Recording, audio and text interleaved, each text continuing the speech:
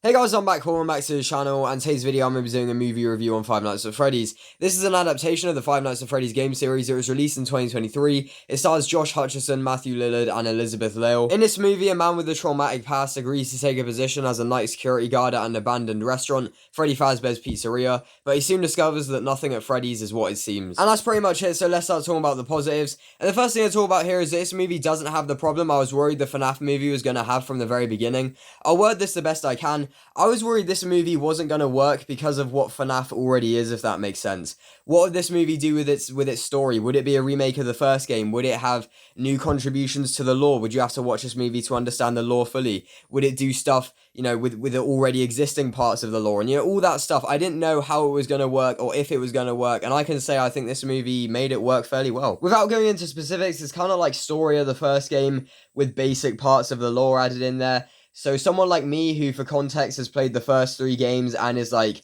kind of familiar with the lore, I consider myself a fan, but not a diehard fan by any means. It's like accessible to people like me, and people who haven't played the games, it is like accessible enough, and I thought that was good. They can add in more characters and more lore and sequels, but for now, for this first movie, I think they took a really good approach with making it kind of like simple FNAF, which I feel like it could have gone worse. So overall, I liked that element of it. You can tell this from the trailers, but the production is fantastic. The set design for Freddy Fazbear's Pizzeria is insanely good. The real animatronics they use are mind-blowing. They are so great. They've just gotten everything right, and fans will really love it. I also quite like the soundtrack here as well. It's not amazing or anything, but like it's like sort of atmospheric enough, kind of. I quite liked the soundtrack here. The movie in general is also just faithful to the games and just, Five Nights at Freddy's. Visually and aesthetically, they've gotten everything right, as I said. And in terms of just it being a movie, like they've just gotten things right. There are Easter eggs here, like I'm assuming, there are probably some that I missed. But there are there's that kind of thing for fans, which fans will enjoy. Which fans will enjoy, I'm sure. Maybe not quite on the level, not quite on the level of the Super Mario Brothers movie, but like still, it's got that kind of thing going for it, which, that's good. You want to see that kind of thing from a video game movie. And if anything, this movie can just be enjoyed as a FNAF cinematic experience, particularly for fans. It's just fun to see the FNAF games being brought to life in such an accurate and faithful manner on the big screen. And I think it just, it works in that regard pretty much. But I feel like that's kind of it. Like, that's kind of like the bare minimum, if that makes sense. Because as we move into the negatives here, this movie just completely fumbles the story and everything. They really messed things up here, I'll be honest. The story feels really unfocused and goes in some weird directions, and it feels quite aimless for quite a lot of it.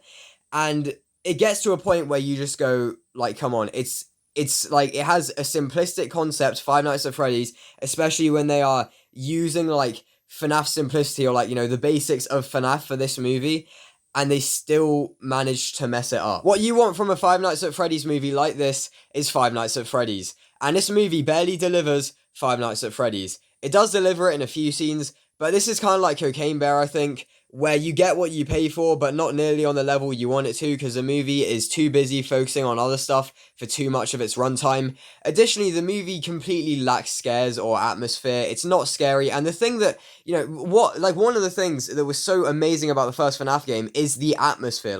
It's really atmospheric, and this movie, bar a few moments or scenes or whatever, is really it's not.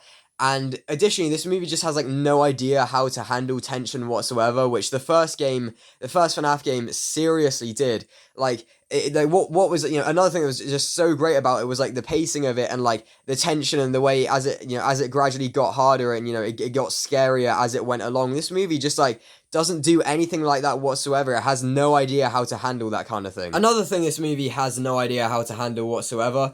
What you want from this movie, and what you kind of expect from it from the trailers, is a FNAF movie that takes itself seriously as a FNAF movie, whilst also embracing the silliness and fun of FNAF, because that's the kind of thing that you want, or at least that I wanted. And this movie completely fails to balance the silliness and the horror. It results in a complete tonal mess. It's just so jarring at points. I get the fact it's a difficult thing to balance, but my god, they did not do a good job with this one whatsoever.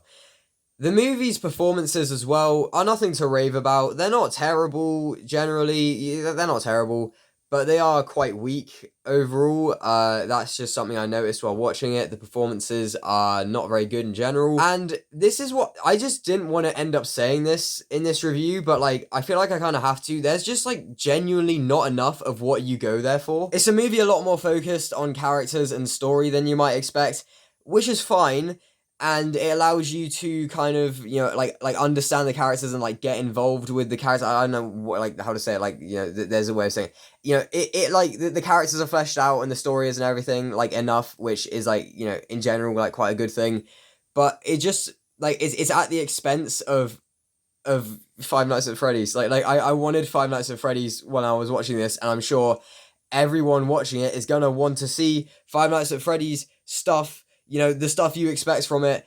And there is that stuff. I mean, in particular, the opening scene, like that kind of thing. You know, like the opening scene is good, and like, you know, you want more of that in particular from the movie.